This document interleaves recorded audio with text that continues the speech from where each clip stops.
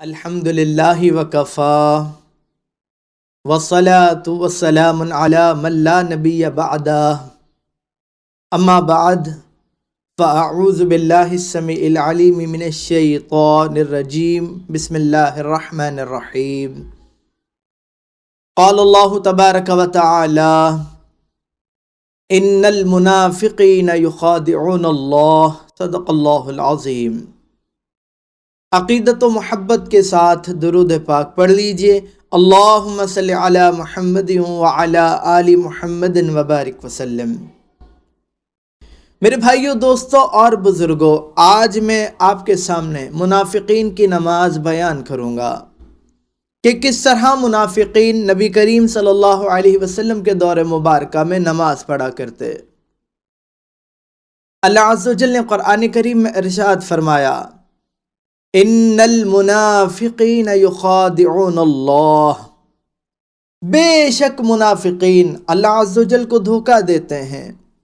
وَهُوَ خَادِعُهُمْ، اور اللہ ان منافقین کو ان کے دھوکے کی سزا دینے والا ہے۔ میرے بھائیوں، دوستوں اور بزرگوں، کوئی بھی اللہ عز و جل کو دھوکہ نہیں دے سکتا۔ اس کی وجہ یہ ہے کہ جس طرح اللہ ہمارے ظاہر سے باخبر ہے، اسی طرح وہ ہمارے باطن سے بھی باخبر ہے۔ کوئی شے اس سے پوشیدہ نہیں ہے، خواہ وہ ظاہری ہو یا باطنی ہو، اللہ عز و جل ہر شے کا جاننے والا ہے۔ اصل میں منافقین مومنین کو دھوکہ دیا کرتے، مومنین کی طرح نیک اعمال کر کے، بالخصوص نماز پڑھ کے، وہ بھی جماعت کے ساتھ، تاکہ مومنین دھوکے میں آ کر یہ سمجھیں کہ وہ منافقین بھی مومنین ہی ہیں۔ منافقین اپنا نفاق چھپانے کے لیے، سختیوں سے بچنے کے لیے، کیونکہ اللہ عز و جل نے نبی کریم صلی اللہ علیہ وسلم کو حکم دیا، یا ایہا النبی جاہد الکفار والمنافقین واغلظ علیہم، اے نبی جہاد کیجئے کافروں سے، منافقین سے، اور ان پر سختی کیجئے۔ منافقین سختیوں سے بچنے کے لیے، اپنا نفاق چھپانے کے لیے نماز پڑھتے جماعت کے ساتھ، تاکہ وہ مسلمانوں کو دھوکہ دے سکیں کہ وہ بھی مومن ہی ہیں۔ حضرت عبداللہ بن مسعود رضی اللہ تعالیٰ عنہ فرماتے ہیں کہ میں نے اپنے ساتھیوں سمیت دیکھا کہ نماز با جماعت سے ہم میں سے کوئی پیچھے نہ رہتا سوائے اس منافق کے جس کا نفاق لوگوں میں ظاہر ہو جاتا، یا بیمار کے۔ اور بسا اوقات ایسا بھی ہوتا کہ اگر کوئی بیماری کے باعث چل پھر نہیں سکتا تو دو لوگ اس کو سہارا دے کر مسجد لے آتے اور صف میں کھڑا کر دیتے، وہ بیمار بھی نماز پڑھتا۔ منافقین اپنا نفاق چھپانے کے لیے، خاص طور پر وہ منافقین جن کے بارے میں لوگ نہیں جانتے تھے، جن کی معرفت لوگوں کو حاصل نہ تھی، وہ اپنا نفاق چھپانے کے لیے نماز پڑھتے با جماعت، سختیوں سے بچنے کے لیے۔ آج اسلامی حکومت نہیں ہے، آج کوئی سختی کرنے والا نہیں ہے، تو منافقین آزاد ہیں، اب وہ سرے سے نماز ہی نہیں پڑھتے۔ اگر اسلامی حکومت آ جائے گی تو پھر منافقین اسی طرح نماز پڑھیں گے، اپنا نفاق چھپانے کے لیے، سختیوں سے بچنے کے لیے، جس طرح وہ نماز نبی کریم صلی اللہ علیہ وسلم کے دور مبارکہ میں پڑھا کرتے تھے، جس طرح وہ نماز خلفائے راشدین کے دور میں پڑھا کرتے تھے۔ اللہ عز و جل سے دعا ہے کہ پھر سے اللہ عز و جل اسلامی حکومت عطا فرما دے، کوئی خلیفہ راشد ہمیں عطا فرما دے جو اسلامی نظام کو، شریعت مطہرہ کے نظام کو نافذ کر دے۔ منافق اپنا نفاق چھپانے کے لیے نماز پڑھتے، وہ اصل میں مومنین کو دھوکہ دیتے، لیکن نماز مومنین کے لیے نہیں ہے، نماز اللہ کے لیے ہے۔ وہ اللہ کے سامنے کھڑے ہو کر اللہ عز و جل کو دھوکہ دینے کی کوشش کرتے، تو اللہ عز و جل نے ان کے دھوکے کو عیاں کر دیا، فرمایا بے شک منافقین، کوئی شک نہیں، منافقین اللہ عز و جل کو دھوکہ دیتے ہیں، اور اللہ ان منافقین کو ان کے دھوکے کی سزا دینے والا ہے۔ اب وہ نماز کس طرح پڑھتے؟ اللہ عز و جل نے ارشاد فرمایا، وَإِذَا قَامُوا إِلَى الصَّلَاةِ، اور جب وہ نماز کی طرف کھڑے ہوتے ہیں، مسجد جانے کے لیے، جماعت میں شریک ہونے کے لیے، نماز پڑھنے کے لیے قاموا کسالا، سستی کے ساتھ کھڑے ہوتے ہیں، کاہلی کے ساتھ کھڑے ہوتے ہیں، بددلی کے ساتھ کھڑے ہوتے ہیں، یراؤن الناس، لوگوں کو دکھانے کے لیے کھڑے ہوتے ہیں تاکہ ان کا نفاق چھپے رہے، تاکہ وہ لوگوں کو دھوکہ دے سکے اپنی نماز پڑھ کر، لوگوں کو دکھانے کے لیے پڑھتے ہیں۔ وَلَا يَذْكُرُونَ اللَّهَ إِلَّا قَلِيلًا، اور وہ اللہ کا ذکر نہیں کرتے مگر مختصر۔ منافق کی نماز یہ ہے کہ جب وہ نماز کے لیے کھڑا ہوتا ہے، جماعت میں شریک ہونے کے لیے کھڑا ہوتا ہے، مسجد جانے کے لیے کھڑا ہوتا ہے، تو سستی کے ساتھ کھڑا ہوتا ہے، کاہلی کے ساتھ، بددلی کے ساتھ کھڑا ہوتا ہے، کیونکہ اس کی نماز لوگوں کو دکھانے کے لیے ہوتی ہے کہ لوگ سمجھ جائیں کہ بھائی میں بھی نمازی ہوں اور میرا نفاق چھپا رہے، میں سختیوں سے بچا رہوں۔ اگر اس کی نماز اللہ کے لیے ہوتی، اللہ کی محبت میں ہوتی، اللہ کے ذکر کے لیے ہوتی، تو کبھی بھی منافق سستی کے ساتھ کھڑا نہ ہوتا، کاہلی کے ساتھ کھڑا نہ ہوتا، بددلی کے ساتھ نہ کھڑا ہوتا۔ وہ جیسے ہی اللہ کا پیغام سنتا، نماز کی دعوت سنتا، نماز کے لیے کھڑا ہو جاتا، محبت سے،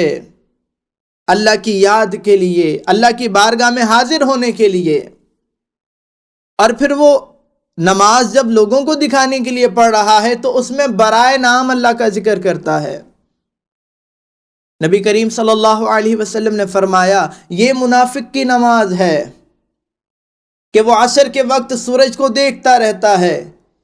یہاں تک کہ جب سورج شیطان کے دو سینگوں کے درمیان چلا جاتا ہے، یعنی زرد رنگ کا ہو جاتا ہے، تو پھر یہ نماز کے لیے کھڑا ہو کر نماز کی 4 ٹھونگے مار دیتا ہے، اور ان میں بہت ہی کم اللہ کو یاد کرتا ہے۔ منافق کی نماز کوے کی طرح ہوتی ہے، جس طرح کوا ٹھونگے مارتا ہے،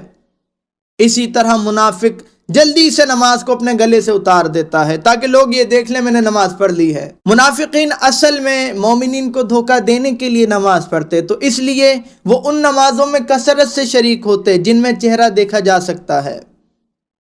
جیسا کہ ظہر کی نماز میں، عصر کی نماز میں اور مغرب کی نماز میں۔ ان تینوں نمازوں میں ہم بآسانی ایک دوسرے کا چہرہ دیکھ سکتے ہیں، ایک دوسرے کی معرفت حاصل کر سکتے ہیں۔ لیکن 2 نمازیں جو اندھیرے میں ہوتی ہیں، ایک فجر کی نماز، دوسری عشاء کی نماز، ان 2 نمازوں میں منافقین اندھیرے کا فائدہ اٹھاتے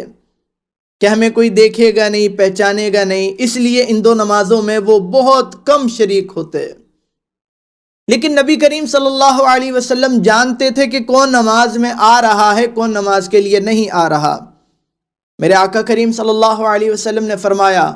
منافقین پر فجر اور عشاء سے زیادہ کوئی اور نماز بھاری نہیں۔ منافقین پر سب سے زیادہ بھاری نماز فجر کی ہے اور عشاء کی ہے۔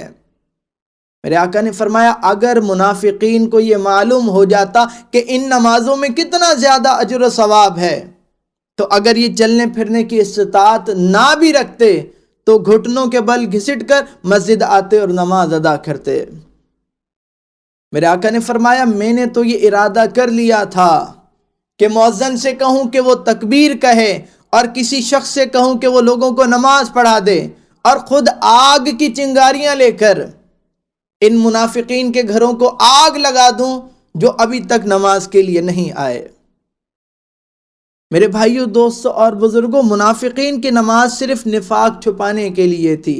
نبی کریم صلی اللہ علیہ وسلم کے دور مبارکہ میں، خلفائے راشدین کے دور مبارکہ میں، لیکن آج کوئی خلیفہ راشد نہیں ہے، اس لیے منافقین آزاد ہیں، وہ نماز پڑھتے ہی نہیں، ان کے نزدیک نماز کی اہمیت ہی نہیں ہے۔ آگے اللہ عز و جل نے ارشاد فرمایا مذبذبین بین ذالک، منافقین تذبذب کا شکار ہیں، لا الہ ہؤلاء ولا الہ ہؤلاء، نہ تو وہ اس طرف ہیں اور نہ ہی وہ اس طرف، بلکہ وہ درمیان میں تذبذب کا شکار ہیں۔ آگے اللہ عز و جل نے ارشاد فرمایا وَمَن يُضْلِلِ اللَّهُ فَلَن تَجِدَ لَهُ سَبِيلًا، اور جسے اللہ گمراہ کر دے تو پھر اس کے لیے تو کوئی راستہ نہ پائے گا، کوئی سبیل نہ پائے گا۔ میرے بھائیوں، منافق کی نماز دھوکہ دہی کے لیے ہوتی تھی، لوگوں کے لیے ہوتی تھی، لوگوں کو دکھانے کے لیے ہوتی تھی، اس لیے وہ نماز میں اللہ عز و جل کا بہت کم ذکر کرتا تھا۔ اگر نماز محبت میں ہوتی، اللہ کی یاد کے لیے ہوتی، تو کبھی بھی منافق ایسی نماز ادا نہیں کرتا، کیونکہ منافق کا رشتہ اللہ عز و جل کے ساتھ محبت کا نہیں ہوتا۔ محبت کا رشتہ تو اللہ عز و جل کے ساتھ صرف مومن کا ہوتا ہے۔ اللہ عز و جل نے ارشاد فرمایا، والذین آمنوا اشد حبا للہ، اور ایمان والے سب سے زیادہ اللہ عز و جل سے محبت کرتے ہیں۔ ایمان والوں کی محبت کا محور و مرکز اللہ عز و جل کی ذات ہوتی ہے، وہ سب سے زیادہ محبت کرتے ہیں اللہ عز و جل کے ساتھ۔ اور محبت کا یہ قانون ہے کہ جس سے محبت ہو، بندہ اس کی بارگاہ میں جانا پسند کرتا ہے، اس کی بارگاہ میں رہنا پسند کرتا ہے۔ تو جب بھی مومن کو اللہ عز و جل کی بارگاہ سے دعوت آتی ہے تو وہ نماز کے لیے جاتا ہے، نماز پڑھتا ہے، اطمینان کے ساتھ، سکون کے ساتھ اللہ عز و جل کی بارگاہ میں کھڑا رہتا ہے، عاجزی اور انکساری کے ساتھ۔ اور جس سے محبت ہو، انسان اس کا ذکر کرنا بھی پسند کرتا ہے اور اس کا ذکر سننا بھی پسند کرتا ہے۔ اللہ عز و جل نے قرآن کریم میں ارشاد فرمایا،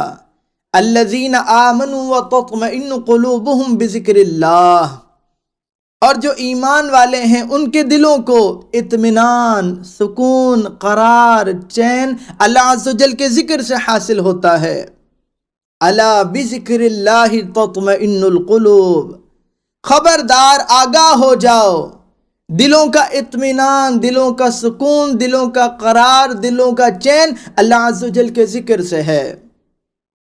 مومن اللہ عز و جل سے حقیقی اور سچی محبت کرتا ہے، اس لیے اس کو اللہ کے ذکر سے اطمینان حاصل ہوتا ہے، قرار حاصل ہوتا ہے، سکون حاصل ہوتا ہے، چین حاصل ہوتا ہے۔ وہ ہر چیز چھوڑ سکتا ہے اللہ کے لیے، مگر اللہ کا ذکر نہیں چھوڑ سکتا۔ مومن کو اللہ کی محبت میں وہ مقام حاصل ہو جاتا ہے کہ وہ اللہ کے لیے ہر چیز چھوڑ سکتا ہے، لیکن اللہ کو نہیں چھوڑ سکتا، اللہ کے ذکر کو نہیں چھوڑ سکتا۔ اللہ عز و جل نے قرآن کریم میں ارشاد فرمایا، رجال لا تلہیہم تجارت ولا بیع عن ذکر اللہ، وہ مرد مومن جنہیں نہ تو تجارت اور نہ دنیاوی لین دین اللہ کے ذکر سے غافل کرتا ہے، وَإِقَامِ الصَّلَاةِ وَإِيتَاءِ الزَّكَاةِ،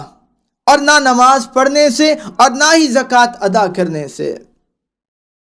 اگر ہم اللہ عز و جل سے محبت کریں گے اور محبت میں دن بدن اضافہ کرتے رہیں گے، تو جس دن اللہ عز و جل کی حقیقی سچی محبت ہمیں حاصل ہو گئی، تو پھر مقام یہ حاصل ہوگا کہ وقت کیا چیز ہے، ہم تو پھر جان بھی اللہ کے لیے قربان کر دیں گے، اللہ کے لیے پھر ہم اپنی جان بھی قربان کر دیں گے۔ جب مومن اللہ کے لیے اپنا تن من دھن سب قربان کرنے کے لیے ہمہ وقت تیار رہتا ہے، تو اس کے لیے وقت بہت معمولی سی شے ہوتی ہے۔ تھوڑا سا وقت اگر ہم اپنا نکال کر نماز پڑھ لیں گے، اللہ کا ذکر کریں گے، تو ہمارے وقت میں کوئی کمی نہیں ہو جائے گی۔ اگر ہم نماز نہیں پڑھ رہے تو یہ نہ سوچیں کہ ہمارے پاس نماز کے لیے وقت نہیں، بلکہ ہم نے نماز کو کوئی اہمیت نہیں دی۔